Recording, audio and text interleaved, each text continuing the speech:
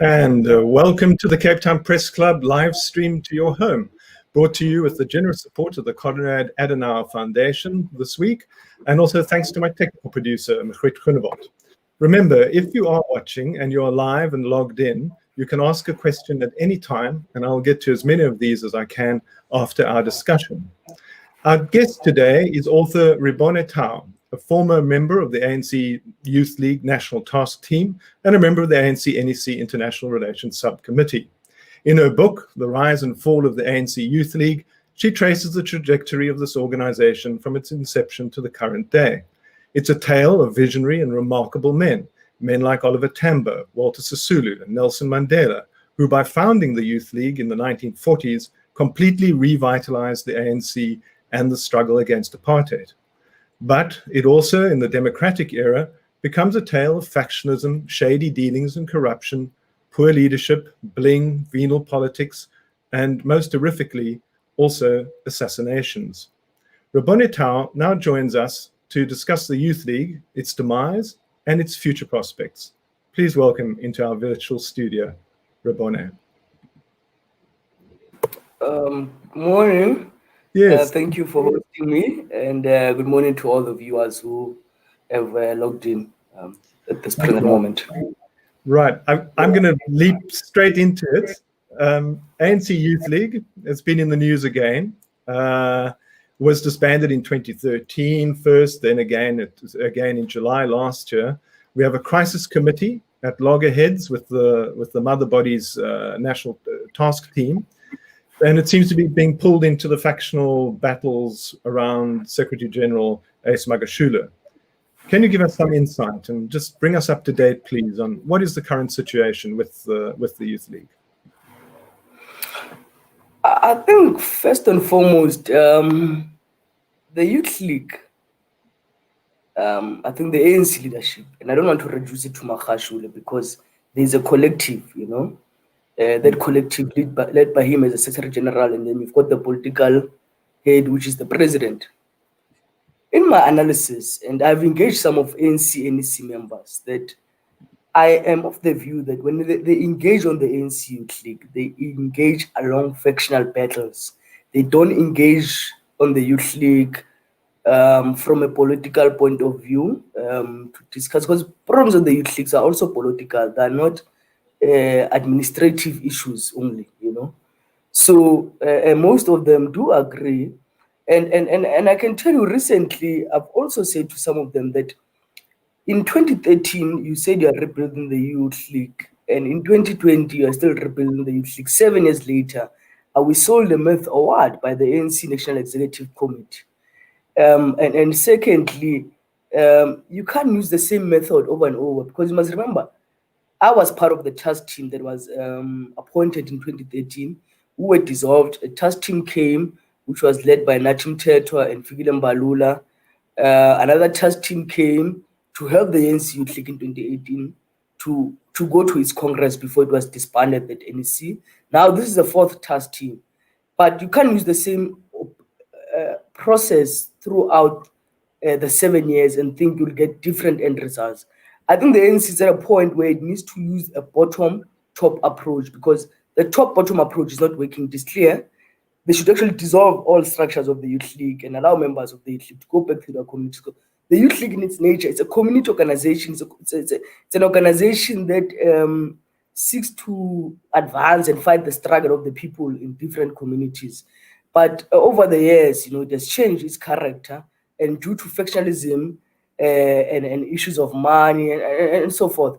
Yes, you've got a crisis committee, which is young people who came together and said the elders that have been appointed by the ANC NEC, because if you check even the task team, you've got Pesani, who's the coordinator, who we all know is a pro-Cyril supporter.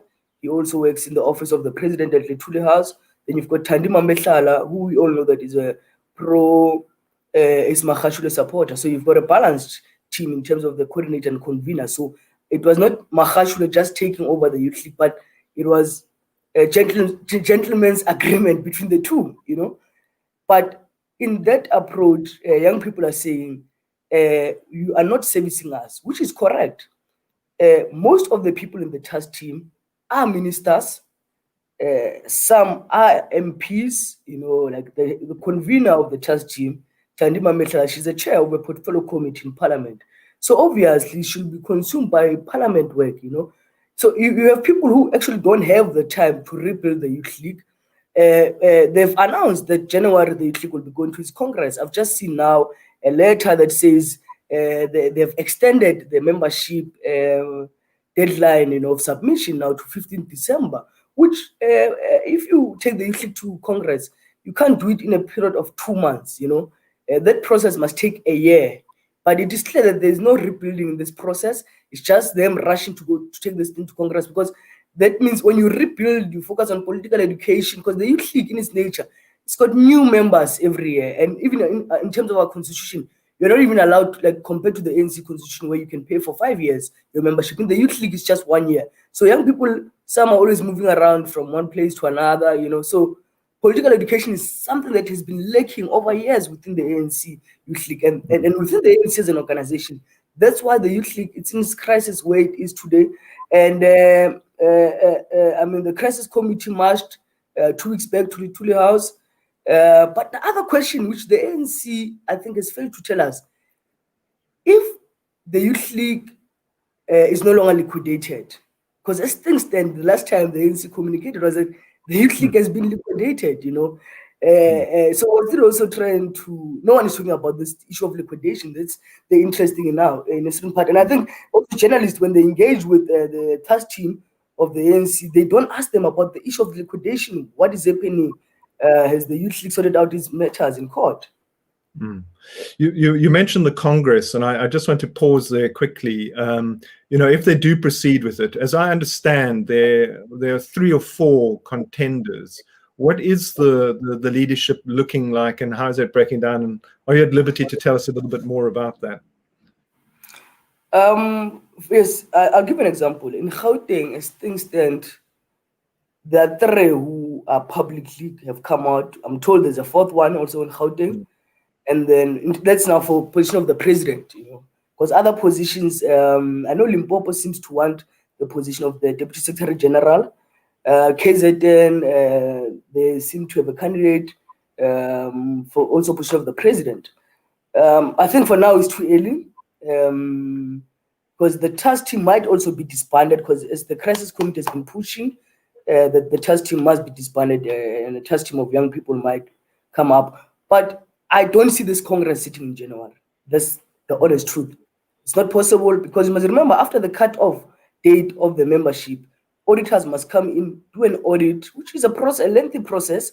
And then after that, they will then tell us that at this present moment, we've got 2/3 majority of branches which are ready to go to Congress. They will then go in for their BGMs. So you even have, what is interesting about this whole thing, in the ANC or in the Youth League, you have what we call the roadmap to Congress, which will stipulate all the dates of the BGMs, by when the BGMs must start, by when they must end. Because you must remember also, when you have BGMs, there will be those that will dispute them. You must go and deal with the disputes, because you don't want a Congress that will end up going to court. We have seen, for instance, building up to the 2017, 2012 Congress of the ANCs, that, Free State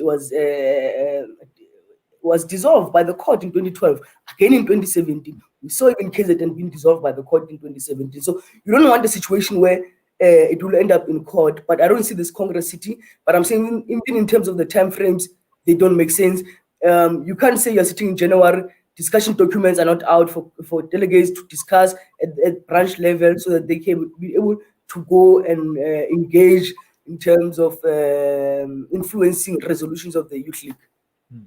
Yeah, but I think you've made the point before that you are going to land up with congresses and provincial committees and things going to court if the internal resolution structures within the Youth League aren't working. And it doesn't sound to me like those are constituted in a way at the moment that are working, and so you probably would land up with court if they push ahead with this. I'll give you an example. In Gauteng, I think they went to Congress in 2014. They've been in office since 2014 up to now. Northwest, they went to Congress in 2013. They've been in office since then. You've got Northern Cape that also went to Congress in 2013. Now, you are talking about people who are in their 40s right now. So constitutionally, they don't have any mandate, but they continue to sit in meetings of this task team. And these people are no longer eligible, whether due to age, but also due to also their term of office. I mean, in a province, your term of office is around 2 years, because nationally it's 3 years. So imagine they've stayed for 6, 7 years, some of them, which has also overpassed the term of office of a National Executive Committee, you know.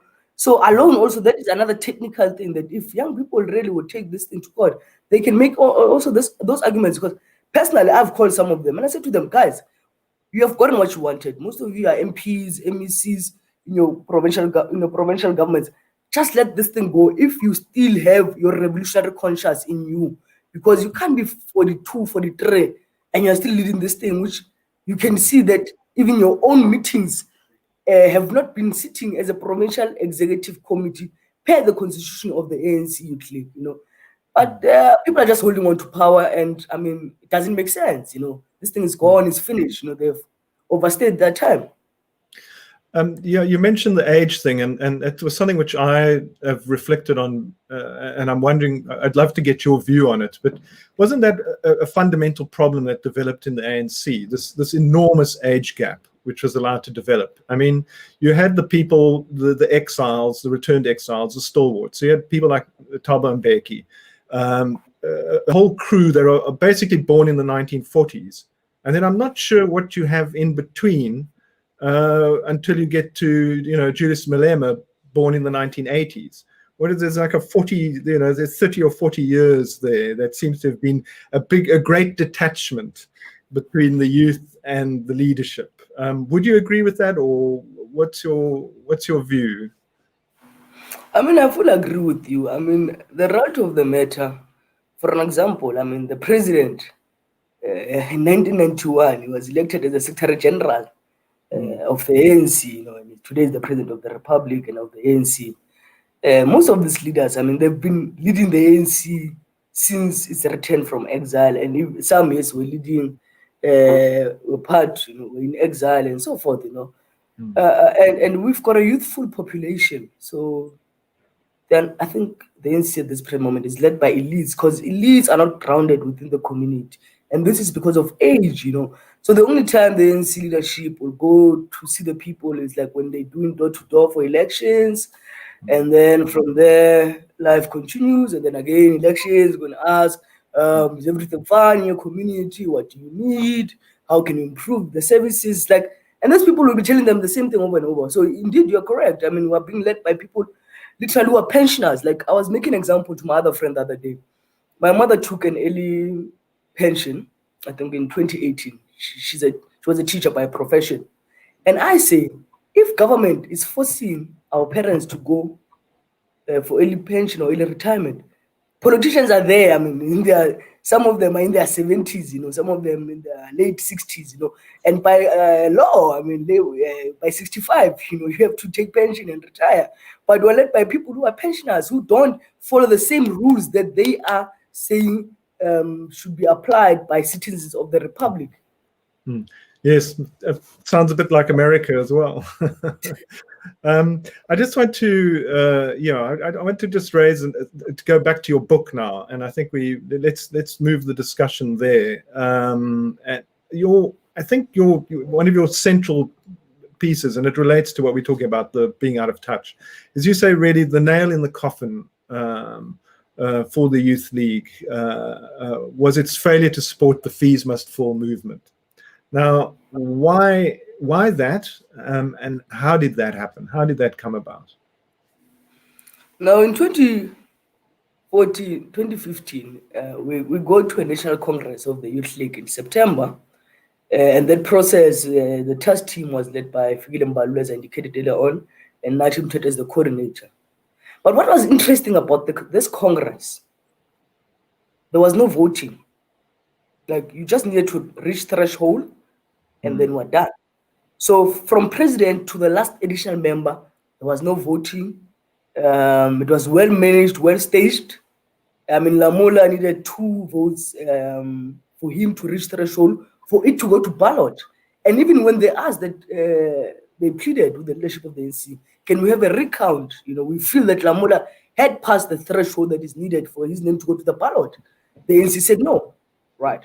Now, you have people who come in who already their Congress was staged, who do not enjoy joy of young people, because most young people stop participating in the Youth League because of this thing of factionalism and gatekeeping, So you are being elected by just a few clique, your friends, So after Congress, and it shows how that outcome of that process killed the Youth League, because then after Congress, the Youth League president himself, he takes a photo, he's sleeping in some bed in some hospital, and he says, situation right now, I can't be part of Fees Must Fall. And I mean, which is worrying, because the Youth League has always advocated for free education. It was not a new phenomenon that started in 2015 when young people took up the streets. So you had a leadership throughout. It's I always say that I think the reason why they disbanded this Youth League is because they were too quiet. Because the Julius Malema was an era of populism, speaking out, and so forth. But the Colin Maine era was more him just being absent, as a president and nowhere to be found. And I mean, you had the Secretary General of the Youth League, who, in my view, also failed. There was a collective, in this whole mess. Yeah. So I'm going to ask a cheeky question now. If I look at it's clear that you see a role here being played, and you wrote the book to revive the activism in the ANC Youth League. But while I was reading the book, I kept having this thought, and that was that the resolutions adopted by the Youth League, and looking at the stated aims of the EFF, a party led by the former president. My question would be, why don't the youth simply move to the EFF if it's the only functioning political vehicle that seems to be sharing their policies? I think we know Julius. We served with him in the Youth League. So it will not be wise for some of us to join the EFF. We know how they operate. And by the way, some of the former youth leaguers who, I know, for example, Khotso from the Free State, I think he was the secretary or the chairperson of the EFF in Free State. He came back to the ANC. He was complaining, and we're like, but Julius, that's how he is. That's how he's always been in the Youth League, So, yes, the resolutions, of the 2011 Congress are being championed by the EFF at this present moment, because those resolutions, yes, were not Julius Malema's resolutions, but also we must remember that a lot of youth leaguers left with Julius Malema, but some have continued to come back to the organization. I mean, you have Magdalene Muse, who was the Treasurer General of the EFF. She's back in the organization. So you've got a lot of people who actually have come back, because we know Julius in terms of his character. But I think for me, I like the EFF. There's sometimes a necessary irritation to the ANC. Right. Well, you mentioned Malema, the previous president, and obviously that was it really was a breaking point for the Youth League, and the Youth League still living with that. But there's also been Fikile Mbalula, who was president, and Malusi Gigaba. They're now both also former presidents like Malema. Now they're on the task team. Looking into now with their track record. What's your view there? Is this a good thing, or is this what you were saying, top down, not working? After the task team was formed, I was publicly saying young people must reject this task team. And as a member at the time, because I've just graduated in April, so as a member of the Youth League, I was also saying these people must be rejected. And I remember one day of the ANC leadership, someone met to the Tuli House. I met 3 ANC members of the ANC, and we had a frank and honest discussion. And one of the things I said to them, these are the same people that delivered Colin Maine as the president. These are same people that staged that Congress of the Youth League. So even the trust issue is not there. They don't have in their best interest to build the youth league, because they are so factional. It depends who's the master of the day, so they must appease the master of the day. And you don't need a youth league that is going to be pro or anti, but you need a youth league that will speak on issues affecting us in this country. A youth league that will not be disruptive, but a youth league that will actually even reprimand these elders that are constantly fighting each other, that you are killing this organization. You are killing what we must inherit from you. You need a youth league. I mean, look at right now, the unemployment rate is so high. And let's leave the task team. You've got provincial executive committee, right? Some of them, they were delayed to go to Congress because of the lockdown, but they were within the time frames were okay, But none of them have even issued a statement right now with the latest stats of youth unemployment in this country. We have what we are going to have this week, the investment summit. And I was asking a question yesterday. From 2018, we've been having investment summits, job summits.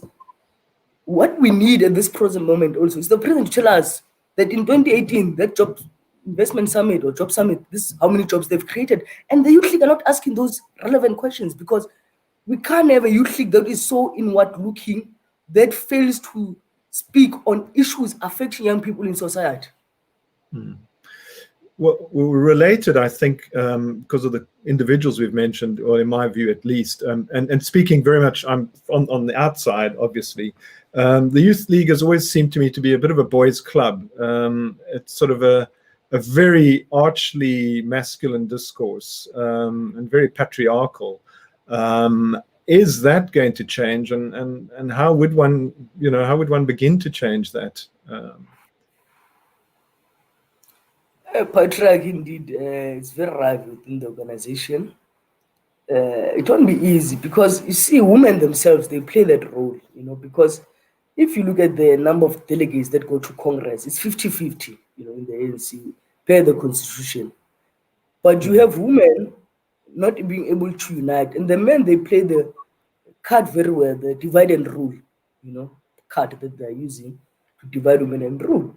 So it won't be easy for us to fight, the thing. And sometimes I think the other thing which is said, sometimes you even look at the quality of women that are elected in some of these congresses, when they engage, and you can see it's deliberately to push out the women who've got content capacity, and they just put someone who will just agree to everything that they say, because this person knows that without these guys, they would have not made it to any leadership structure, which means also it comes also in a form of deployment, whether it's a councillor, whether you become an MP, but capacity, content is not there.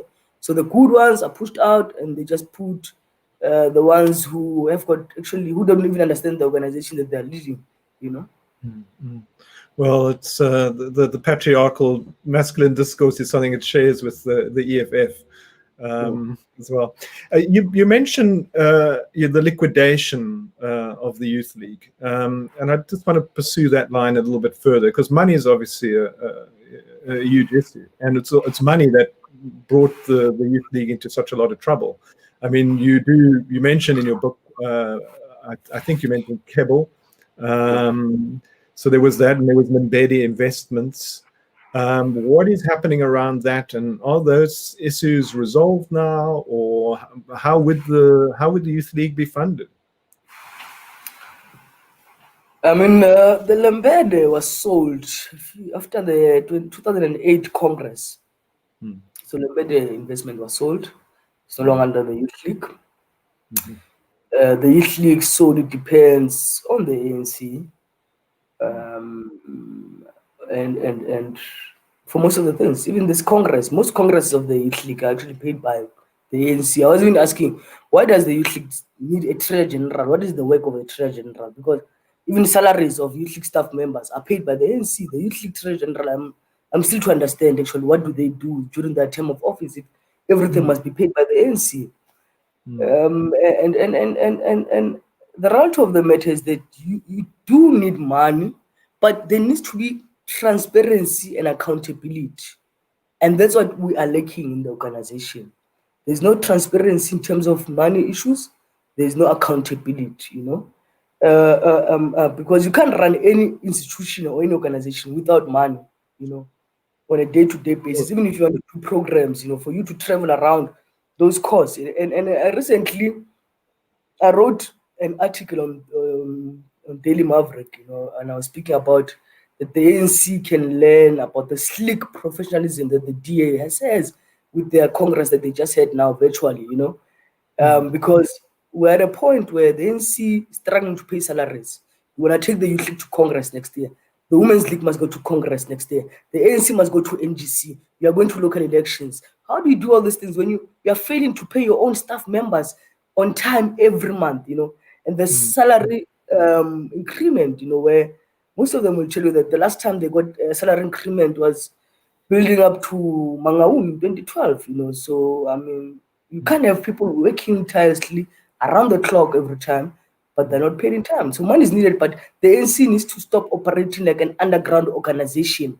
It needs to reinvent itself, re-energize itself, because now we're in democracy and things must be done transparently. And there must be accountability for every cent that the ANC fundraises, and things must be done properly, because we've seen now recently with Sodi, who was arrested by the Hawks, that there were transactions that he made to the ANC, whether wrong or right.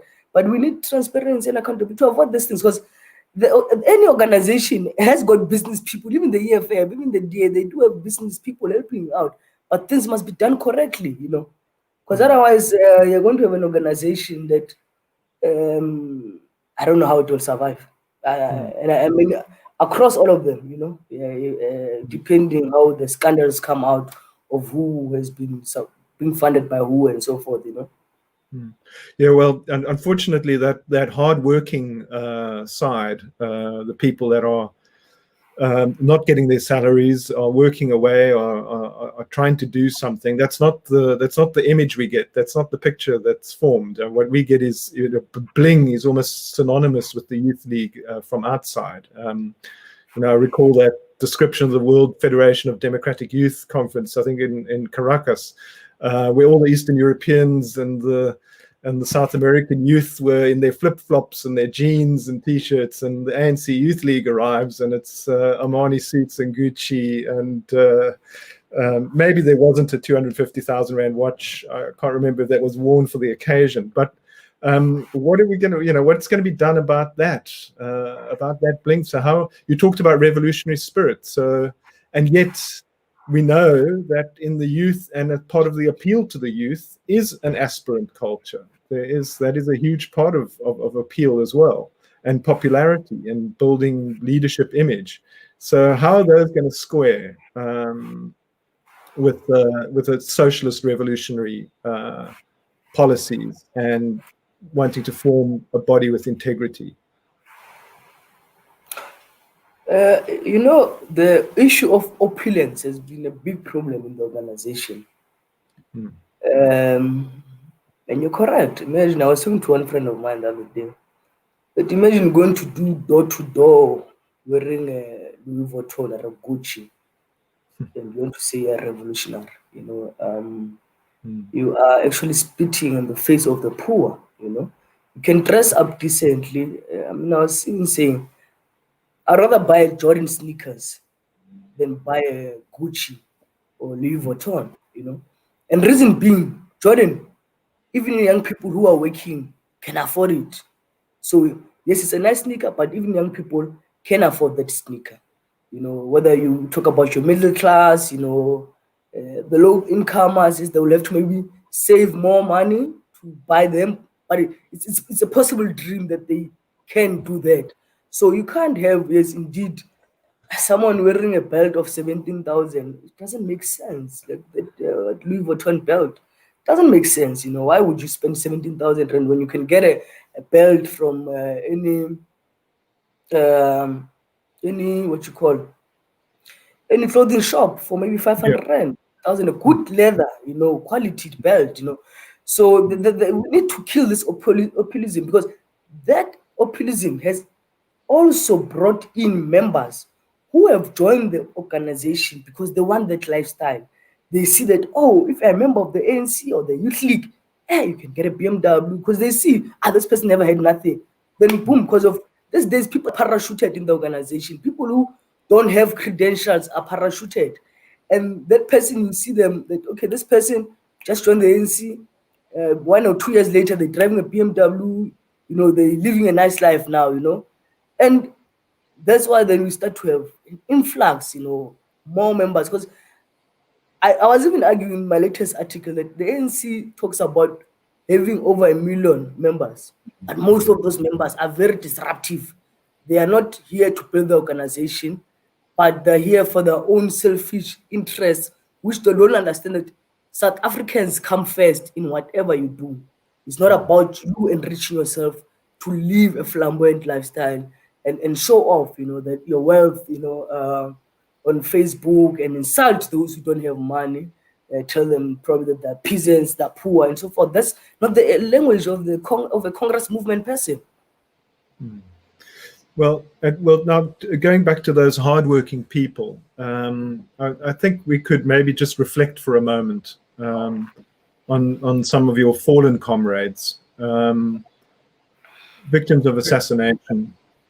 Sindiso, could you maybe would you reflect on that for us a little bit? And these were people that were trying to root out corruption, were trying to do things, and then fell in that regard. So just to bring that side of youth leaguers and their activities, and that there still are people like that around.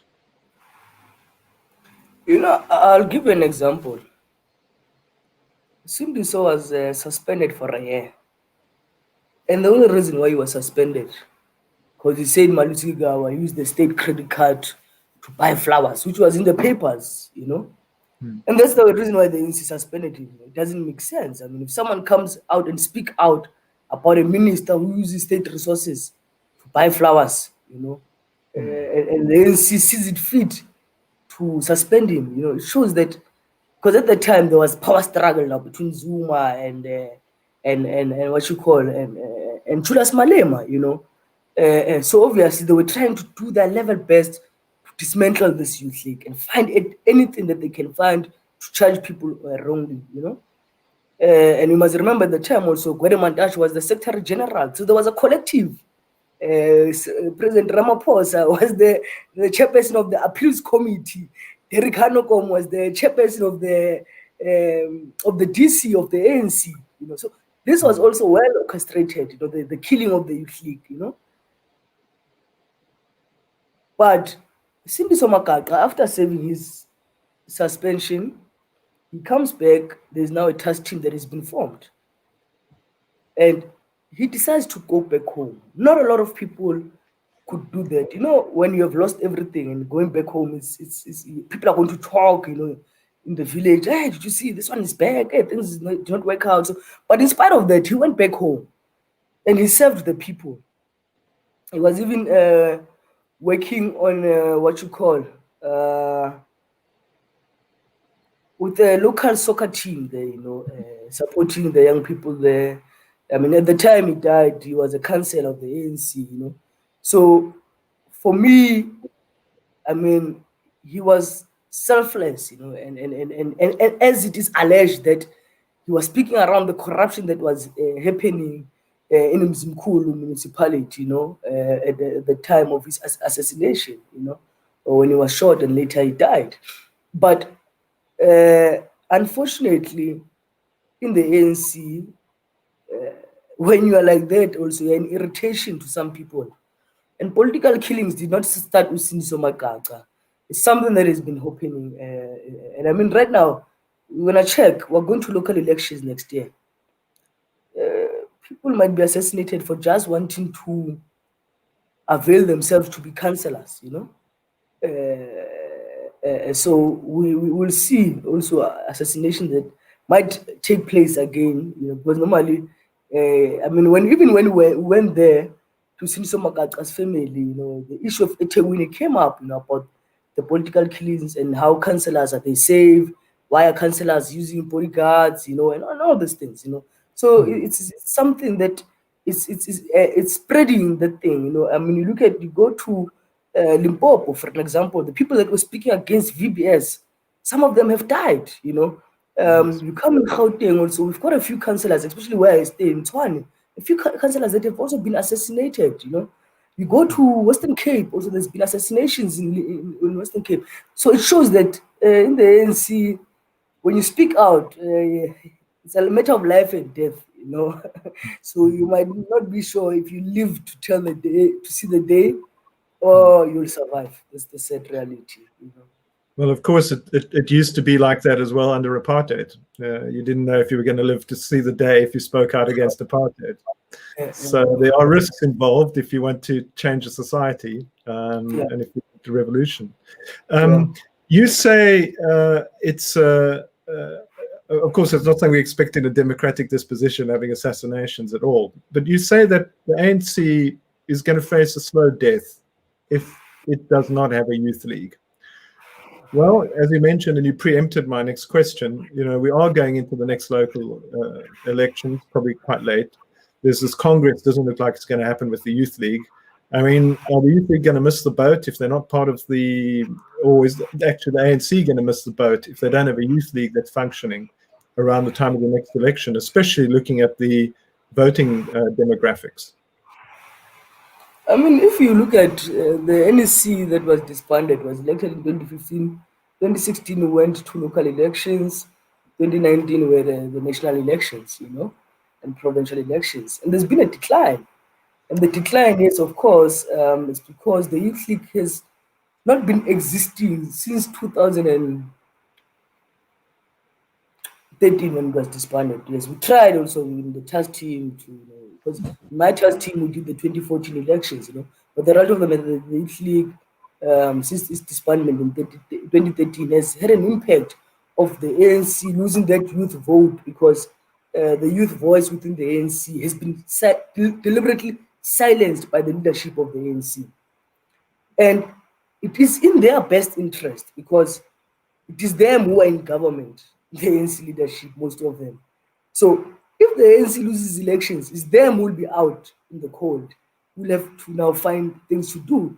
And this, I think local elections are going to be very interesting for the ANC alone as an organization, in a sense of, I mean, look at the decline in the last elections. I mean, the ANC got around 56% nationally.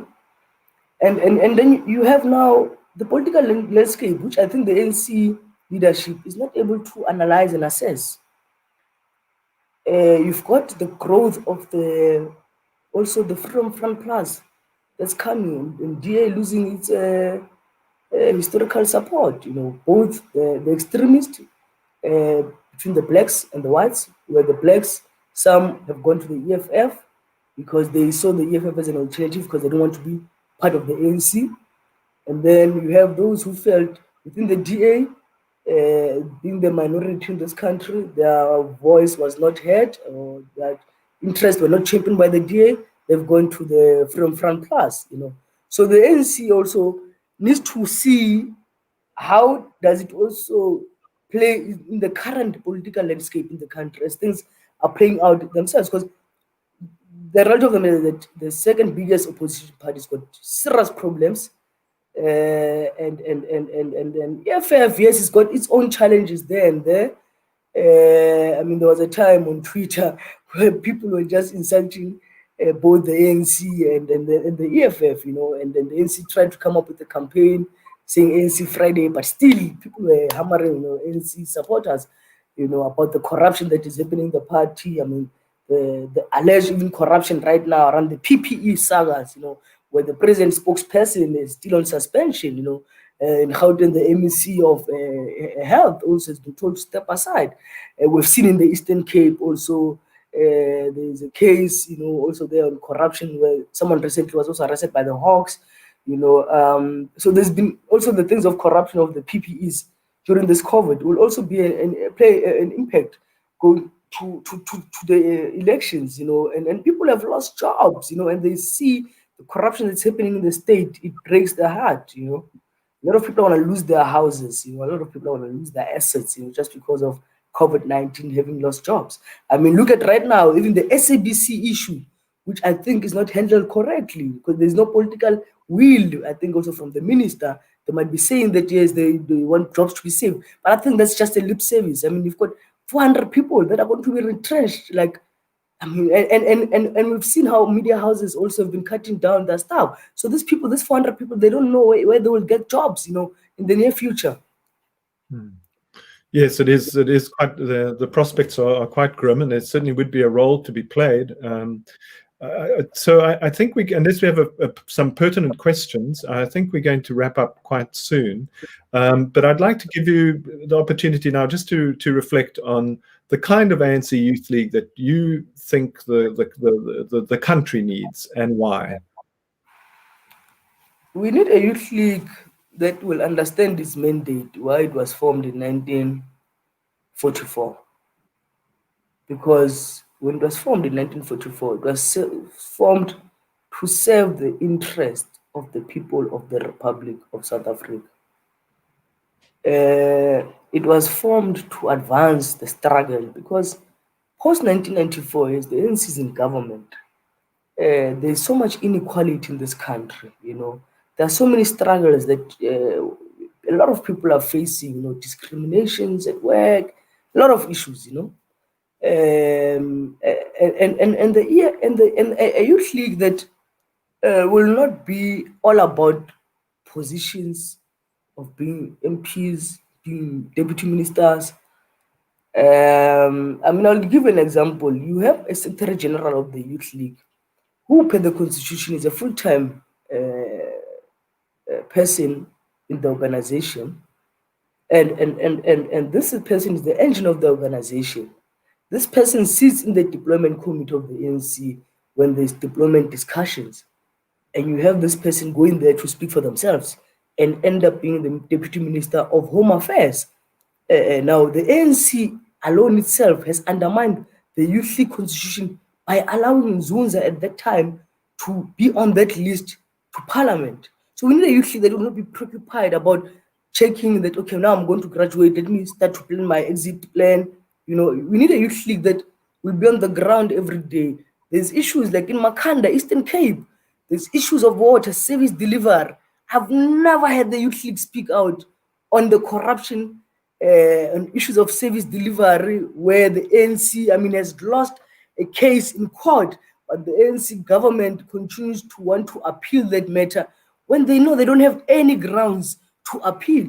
So you need a youth league that will be speaking on issues affecting the society on a day-to-day basis, not a youth league that will just speak and defend. Like now we're seeing now, the Secretary General being arrested, buses, young people are going there, they're in support. So you have young people that are just used for wrong reasons.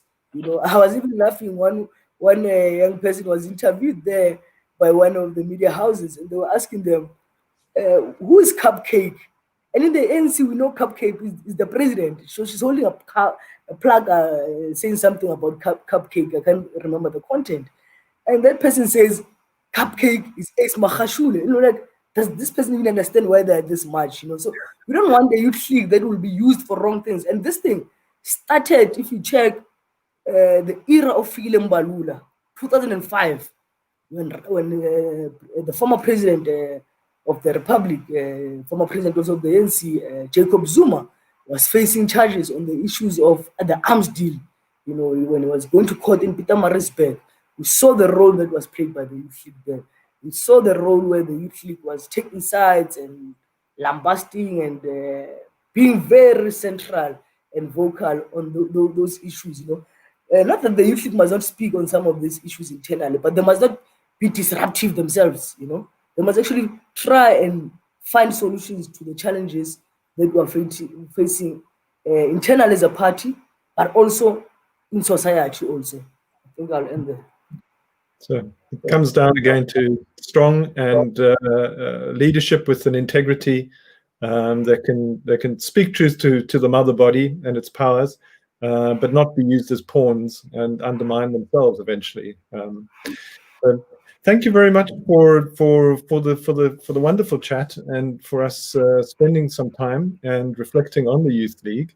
We're going to wish you the best of luck, and I know that there are some other books in the pipeline, and we look forward to seeing those. Rebone Tau, our guest today, thank you very much. Thank you very much. Okay, take care.